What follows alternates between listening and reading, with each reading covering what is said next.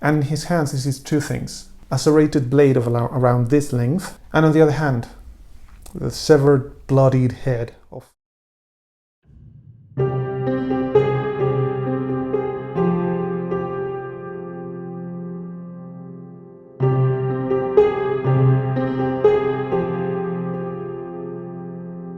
Welcome to RPG Tips again, and welcome to the third episode of Stories of Bardoba, an actual play campaign in which I play solo. If you stumble upon this video by random chance, I suggest you go to the first episode and start there to catch up, because you won't understand anything otherwise. I'm not going to bother with any kind of introduction because the second episode ended on a very nice cliffhanger, and I want to resolve it now because I want to see how it continues. As a brief summary, in the last episode we were attacked by a god that, well, probably a god or a mysterious entity that tried to force us off the lake with a tsunami. Then when we tried to go to talk to the fishermen to convince them about giving us their mementos, we saw how a huge black pyramid rose from the lake. And then when we came to the temple to try to talk to Fanir, the cleric that taught us, to ask about any kind of information about that pyramid, we discovered that he had been kidnapped and tortured. Lastly, Vesna got into the library of the temple and discovered that a long time ago, during the White Crusade, the period in which Goriast ascended to godhood, there was an army of peasants and people who considered that the Church of Lamastis had amassed too much wealth, who used to go into the temples of Lamastis to desecrate them by hanging the priests from ropes to the ceiling and flaying them alive. So it seems that's what happened to Fanir, but hopefully we'll find him alive. Oh, and lastly, we also learned that the Black Pyramids were the original temples of Lamastis before the White Crusade. So possibly the rising of that pyramid is related to Lamastis. So the last thing that happened was that Vesna was reading the tomes of the temple to learn all of the things that we just recounted, when he heard how the door of the temple opened and a blade was drawn. So here I've prepared a map of the temple. I know that last time I made it look like it was a very small building, but actually when I was preparing the map, I realized that this building would probably come from the era in which Whitebridge was part of a trading route and was very rich. And we also knew that the temples of Goriast were funded by rich families and rich people in general. So it would make sense that this building was at some time opulent, but now it had fallen from glory. That's why here I'm only showing the main room of the temple, but it's quite large and opulent. But here there would be other rooms that some time ago were used for other things, but now this one is used as a library and classroom, and this one is used for storage. Here we could also find the guest rooms and bedrooms of the clerics. So let's go back to the game. Here we can see Vesna that's coming from the library and classroom because he was startled by the sound of someone coming inside and drawing a blade. And now we have to see who's coming inside. I have prepared a very small table of possible encounters we may have about who this person may be. You can see it here, and let's see who it is. So first of all, 1d10 for the type of encounter. It's going to be a 10, an undead. Okay, that was one of the most uncommon ones, but I like undead, so now the only question that we have to make is, does this undead want to kill us? I mean, there's only a 10% chance that it doesn't, so I think the answer is quite clear. Oh my god, that's a 1. This undead doesn't want to kill us. And the dice again generate the most improbable result. But that's fine, that's fine. So, is this undead intelligent? Fate check 50-50. 12. It is intelligent, but since both dice are even and the dice on the chaos die is at 6, that means that there's also a random event. Mythic is non-stop with random events here. Let's see. That's a 54. Close a thread. Huh. So when Vesna comes out of the library, he sees a zombie coming inside the temple, stumbling, mumbling something. And in his hands he sees two things: a serrated blade of around this length, and on the other hand, the severed, bloodied head of Fanir, the cleric of Goriast. The zombie throws it at Vesna, and when the head touches the ground, rolling, something dislodges out of the mouth of Fanir, and a scroll comes out of it. Oh, that's a hell of a clue. That's nice. I mean, well, it's not nice that we know that Fanir is dead, but we're gonna get a clue. Okay, that's very nice. And I guess that we'll read the scroll later, but right now Vesna is quite angry at this zombie that has just barged in with the head of his teacher. So I think that Vesna is going to just attack.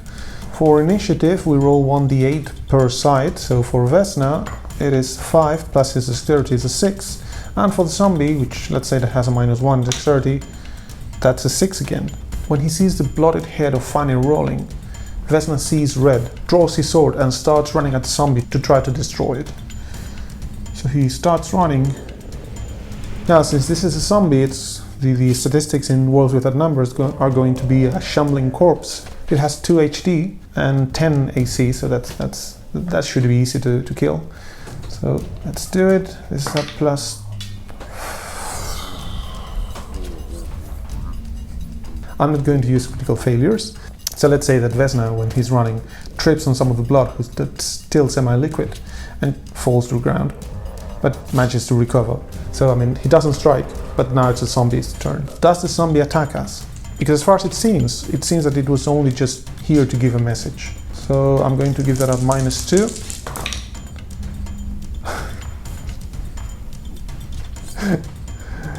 It attacks us. It extremely attacks us, and there's another random event. So let's roll for that random event. That's a 71. PC positive. Something good happens to us. Okay, so we know that the zombie attacks us and something good happens at the same time. So first, let's do the attack. That's a 17 that hits, but I'm going to activate Vesna's Veteran's Luck. That allows me to transform a hit into a failure once per combat. So the zombie drops the knife and just tries to lunge at Vesna to bite him on the face. He manages to put the shield in the middle at the last moment and falls to the ground prone, like walks back on all fours and stands up again. And at the same time, we see a woman enter the building, who I'm going to assume that can help us in the fight because it's PC positive, but I don't know who it is, so I'm going to roll on my NPC list. And it may be one of the NPCs that we generated, the local bully or the criminal in hiding, or it may be a new one. So it is 62. 62 says choose most logical character. I think that the most logical character here, someone that would be able to fight very well, would be the criminal in hiding. So we need a name for her. The name is 58, Inola. So Inola, the criminal in hiding in the village, opens the door saying, "Hey, what's all this blood?" And when she sees the zombie just trying to bite Vesna, she screams, draws a saber, and starts running towards the zombie. So she's going to act in the next round. Well, she'll be able to fight in the next round. We go back to the top of the initiative, and now it's Vesna's turn again, who's going to try to shield bash the face of the zombie, and once it opens its defenses, stab it in the face. So that's an attack. That's 20, that hits. Okay, so since we're using a short sword, we roll 1d6 plus half our level rounded up, so it's 1d6 plus 1. 7. Okay, so that takes out one of the hit dice of the zombie, so it has only 1 hit dice left. So it works perfectly. The zombie is still trying to chomp at the shield when Vesna lunges forward with his back leg, and the zombie just opens his arms pretty wide, and Vesna just manages to stab with the sword across the mouth, with the tip of the sword coming out of the head of the zombie, and he pulls it back, hoping to see the zombie fall down. But instead, with a huge gaping wound here in the face, the zombie just looks at him, startled for a moment, and resumes trying to attack him. So let's see if Inola is able to act first. The zombie had a 6. Let's say that Inola has a +1 on dexterity. She doesn't. So she's going to keep running, but she's not going to be able to attack first. And the zombie is going to try to attack Vesna. I really hope that it doesn't hit us, because we only have 4 hit points. And we don't have Veteran's Luck again. 10. No, it doesn't hit us. Okay, so this time it seems that since it's still trying to bite, the sword wound has disrupted a bit its ability to bite properly, as well as all of the blood that's coming out of his face. It's messing with its vision. So it's trying to bite, but aimlessly and really not hitting Vesna, who is now a bit more comfortable circling around and trying to stay at a distance, benefiting from the reach that his sword gives him. It's Inola's turn now, who comes from the back. I'm going to give her a +3 to strike, with a +2 advantage because she's striking from the back. 16, that hits, and she's using a saber, so I'm going to say that's also 1d6 +2, let's say. 6. So that takes away the second hit dice of the zombie. So the zombie's trying to fight Vesna when the tip of the saber comes out of his chest and up, splitting it in two, and it falls down to the ground. Whew. Okay, we were very lucky not to die there. So the zombie's dead, that's good. And now we need to see what type of character is Inola. I'm going to use the Adventure Crafter's tables for that. So as a character identity, we have an 80, which is a wanderer. As a descriptor, we have 25. Sweet, a sweet wanderer. That reminds me of Simon of Argustan, somebody who was accused of a murder, well, accused of a crime, but didn't actually commit it. So she seems like sort of a Robin Hood type of character, sort of chaotic good, running from a power that tried to threaten her, and she didn't have the means to defend herself, so she just decided to retire to Whitebridge. But she's probably an adventurer. If we know that she's sweet, she's probably going to get close to Vesna. Hey kid, are you alright? I mean, it's been a while since I was into a temple, but I didn't recall having zombies there. So Vesna sheathes his sword.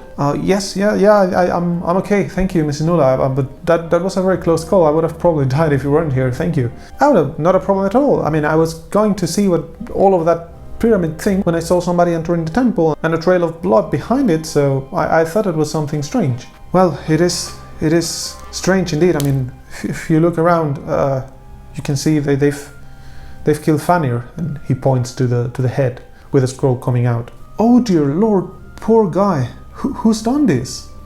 I don't really know. I was reading the tomes of the temple to see if the religion had any kind of enemy, and I discovered that during the White Crusade, the army that rebelled against Lamastis used to do this, but that was hundreds of years ago. So how much does she know about the religion and Lamastis and all of that stuff? I'm going to make a no roll for her with, let's give her a +1.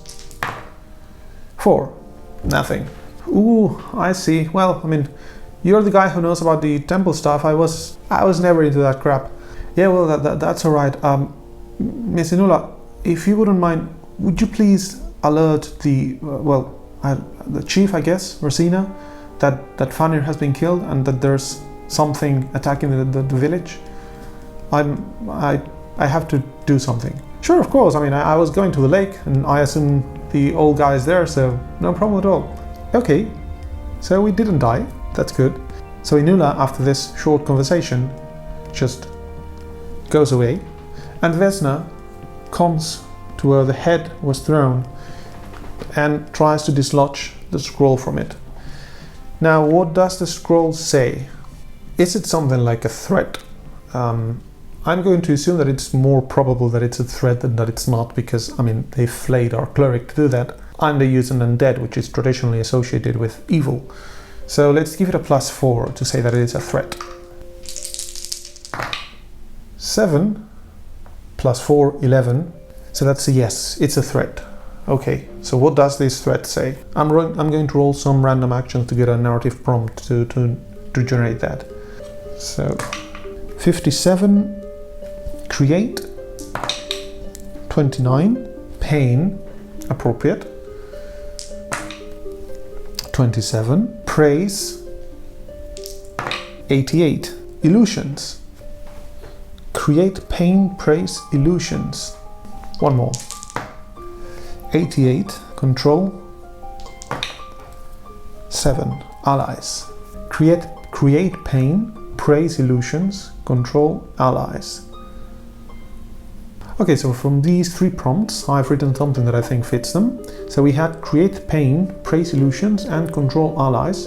And from those, the scroll says, through pain, Amon Kus lives. The illusion of the temper martyr ends. Praise the Lord of the mirrored mask, death to the false queen. So what does this tell us? Well, first of all, we have something called Amon Kus, that looks like a deity or a demon or something like that. The illusion of the Templar Martyr. It seems they are destroying Goriast. Praise the Lord of the Mirrored Mask. I assume that means Amonkus. And then death to a false queen. The queen must be Lamastis. I mean, that's all the information we have right now. It may relate to something different than that, but for now that's what we have. So from this I understand there's some cult or organization that may be related to the White Crusade or not, or even the White Crusade may have been related all along to this Amonkus. But nevertheless, there's an organization that is hell-bent on destroying Goriath and possibly taking the position of Lamastis.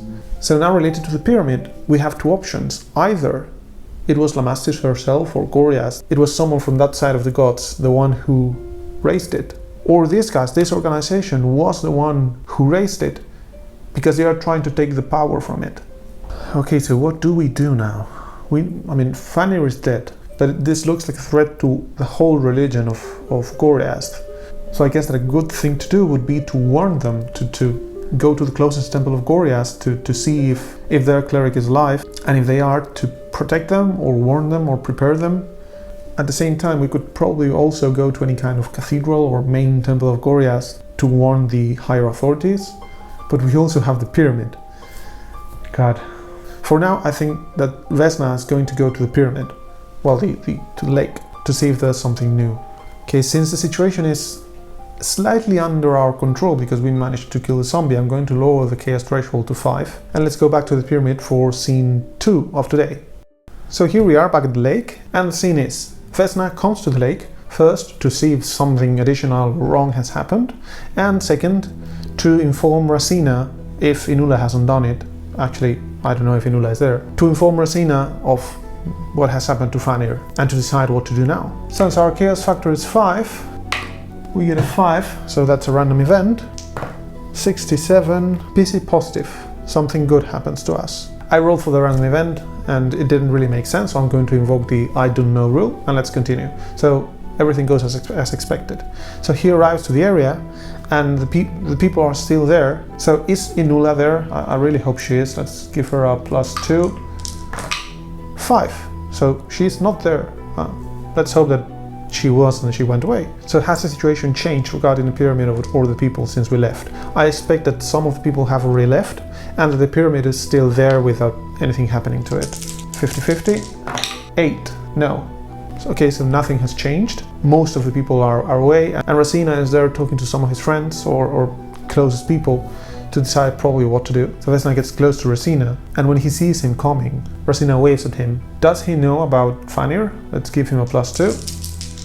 20 and extremely yes and random event. So he actually doesn't wave at Vesna. He pushes everybody and goes to Vesna like to shake him like, oh my god, Inola told me about what happened. Are you okay? Are you hurt? What's that about a zombie? I mean, we haven't had undead in hundreds of years. Are you okay? Yes, I'm okay thanks to Miss Inola. I don't really know what that was, but I found this, and he shows him the scroll. Does he know anything about the information shown in the scroll? Let's give him a -2 because it seems quite arcane. 13, 11. He knows something. Since we have 4 sentences in the scroll, let's see about which sentence he knows about. Second one. The illusion of the Templar martyr ends. So he picks up the scroll and he reads it very fast. Oh no. Oh dear. This is bad. Around 30 years ago, some men came and they tried to preach in the village square about saying that Goriath was a lie and that he stole the divinity from another god. But we kicked them away because, of course, I mean, that was a heresy. They mentioned also the name of Amonkus, but Elder, I read in the temple that the Black Pyramids used to be Lamastis temples before the White Crusade, before Goriath ascended to godhood. Really? Well, then, doesn't this mean that we are protected by Lamastis? I don't really know. When I was at the lake, a shadowy figure cast a spell or something like that on the lake that pushed me away with a tidal wave. I could have died, so I'm not really sure if Lamastis was behind this, or even Goriath. So, Elder, what do you think I should do now? Let's roll in the actions table for that. So he thinks that we should... 82, activity, 24, tension, an activity of tension. I think that he agrees with us, that we should probably warn the others. Well, boy, if this is not much to ask of you, I think the nearby temples of Goriath need to be warned of this. I really didn't think that these people would turn violent, but if they've done that thing to poor Fanir. I'm sure that they are planning on doing the same things to the others. Yeah, but what do we do about the pyramid? Now with this here, people are not going to fish for sure. Well, that's true. Now let's introduce the help of another NPC. Let's see which one it is. 76. Choose most logical character. I think that's going to be Inola. Actually, Inola mentioned that she might go away from the village because these things were starting to creep her out. So I could ask her if she could go with you to the nearest temple of Goriast and ask for help there. In exchange for that, we could supply you with a cart or something to help you in the travel. Sure. Actually, Elder, do you happen to know somebody or some place where I could go to ask for help and to warn people about this? And I ask this because I feel really overwhelmed by the situation. I mean, we don't have clear pointers, but people are dying, so I need something to hold to. So let's do a 50-50 for that. That's a 6. No, he doesn't. No, Vesna. No, I'm really sorry. It seems that poor Racina is also overwhelmed by this. Of course, Elder. Don't worry about it. Where is the closest temple? Where is the closest temple? Do we know where the closest temple is? I would assume that we do. So difficulty 6, difficulty even 4. That's a 2. So we don't have a clue about where the closest temple is. We really didn't pay any attention during the lessons. So he's going to tell us where the closest temple is. I'm going to roll 2d6 to see the size of the settlement where we have to go, where 2 would be a chapel in the middle of the road and 12 would be a metropolis. 5, so a town. Not a small village like Whitebridge, but a town. And the name of the town is 20, a man-made edifice, again like Whitebridge. So that's 41, Darkwell. So we had Whitebridge, now we have Darkwell. And what's Darkwell known for? Let's roll a descriptor. 74, abundant. The type of terrain in which it is 23, a forest. Yeah, I love forests. And lastly, how close is it? 2d6 again. 9. Okay, so as I wanted, we are going to travel. So 9, that's quite far. That's going to be a week of travel. In which direction?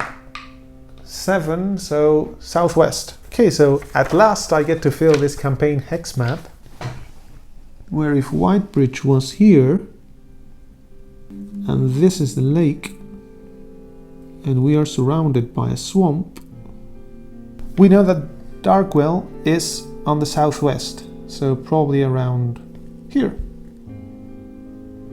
And we know it's in a forest.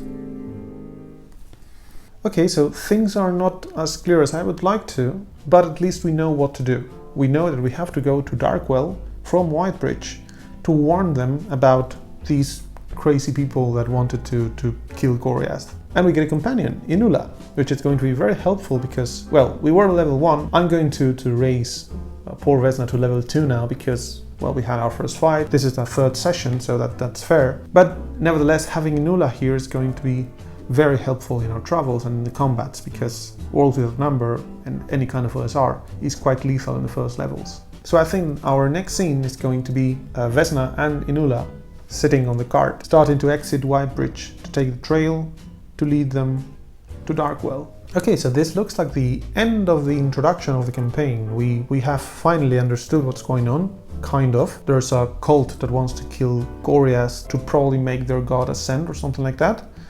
We have a companion who's probably more powerful than we are, and we are going to travel and to go along hexes, which is something that I wanted. One note though, somebody in the Discord, Murmur, brought up that I made a mistake when I was creating Vesna, and actually Vesna should have a bit more skills and maybe a raise in the attributes. I'll roll for those and I'll probably put them on Twitter or on the Discord or something like that, but it shouldn't affect Vesna that much. And definitely his origin, background and personality are set up. That's not going to change even if he gains a few more skills. So thank you for coming, and I'll see you again next week. Bye bye. Oh, and thanks as always to Syrinscape for the amazing atmosphere and music. Make sure you check them out at www.syrinscape.com. You've just got to be using it at your gaming table.